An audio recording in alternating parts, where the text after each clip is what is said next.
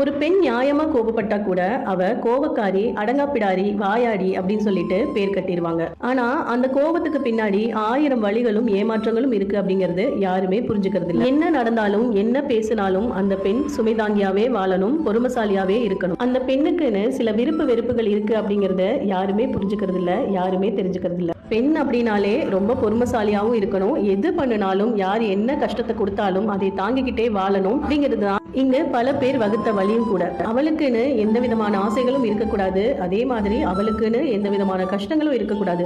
இப்படித்தான் இருக்கணும், இப்படித்தான் வாழணும் அப்படிங்கிறது தான் மற்றவங்க பெண்களுக்கு வகுத்த வழி. குடும்பத்துக்காக 1000 வேலைகளையும் 1000 விஷயங்களையும் பார்த்து பார்த்து செஞ்சு கொடுத்தாலும் இது சரியில்லை அது சரியில்லைன்னு சொல்றதுக்கு தான் வாய்கள் இருக்கே தவிர ஆறுதல் சொல்றதுக்கு எந்த வாய்களுமே இல்லை. குறை சொல்றதுக்கு மட்டும்தான் பெண்களுக்கும் 1000 கஷ்டங்கள் இருக்கு அப்படிங்கறத யாருமே புரிஞ்சுக்கிறது இல்ல. மொத்தத்துல பெண்களோட கோபத்துக்கு பின்னாடி 1000 வழிகளும் ஏமாற்றங்களும் இருக்கு.